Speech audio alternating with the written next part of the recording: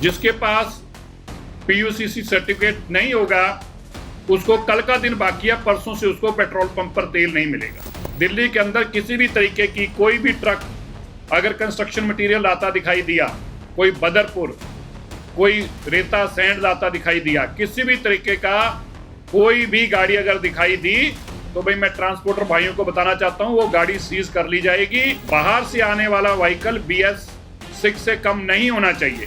9-10 महीनों में कोई सरकार आपको पूरा का पूरा पोल्यूशन को साफ कर सके ऐसा असंभव है, लेकिन ये बीमारी आम आदमी पार्टी की हमें दी हुई है जिसको हम ठीक करने का काम कर रहे हैं। हम तो एक डॉक्टर की तरह उस पर रोज कार्रवाई कर रहे हैं, लेकिन ये बीमार करने का काम आदमी पार्टी देके गई है। मैं दिल्ली के लोगों को ये 2-3 बातें और बताना चाहता हूं जो आपको सख्ती से निर्देश आपको मानने होंगे। एक तो दिल्ली के अंदर जिसके पास पीयूसीसी सर्टिफिकेट नहीं होगा उसको कल का दिन बाकी है, परसों से उसको पेट्रोल पंप पर तेल नहीं मिलेगा। जिनके पास पोल्यूशन सर्टिफिकेट नहीं है, जिन्होंने पीयूसीसी अपना नहीं कराया, उनको केवल एक दिन कल के दिन की उनको मिल रहा है। कल के बाद ऐसे व्हीकल्स को पेट्रोल पंप पे फ्यूल नहीं मिलेगा।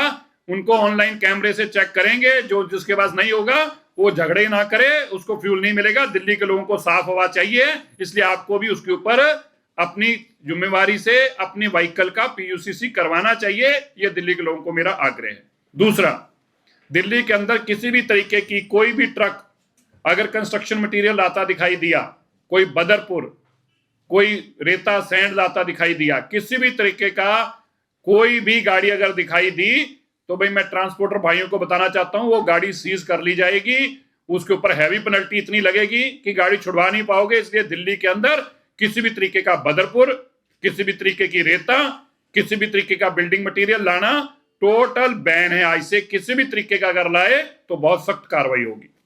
दिल्ली के अंदर जो दिल्ली के बाहर के व्हीकल आते हैं, BS6 से कम के कोई भी व्हीकल्स जो होंगे दिल्ली के अंदर, ध्यान से फिर से सुन लें, BS6 से कोई भी पहले ट्रक तो बैन है, लेकिन प्राइवेट व्हीकल्स भी अगले ऑर्डर तक दिल्ली के अंदर किसी भी तरीके का बाहर से आने वाला व्हीकल BS6 से कम नहीं होना चाहिए।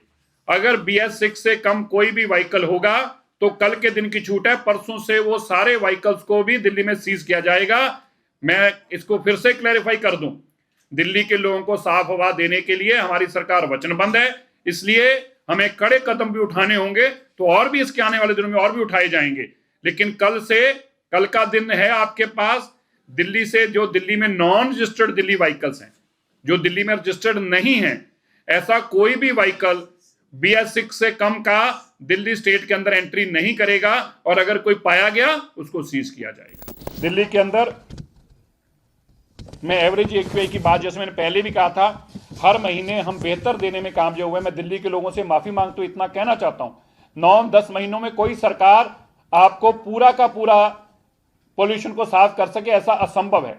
लेकिन मैं दिल्ली वासियों आपको बताना चाहता हूं, आम आदमी पार्टी की सरकार जो बेईमानी करके चल कर गई है, हमने उससे बेहतर करके हर दिन का AQI कम करा है, और इसी तरह अगर कम करते जाएंगे तो ही दिल्ली को साफ हवा देनी संभव है। ये 12-10 साल की आम आदमी पार्टी की बीमारियां, 11 साल की और 15 साल की कांग्रेस की बीमारी जो है, जो अभी राहुल गांधी और प्रियंका गांधी जी मास्क लगाकर कहने की बातें कर रहे हैं, मैं राहुल और प्रियंका जी से पूछना चाहता हूं, कहां थे आपके मास्क पिछले साल? पिछले साल इससे ज्यादा पोल्यूशन था, पिछले साल इससे ज्यादा गंदे दिन थे।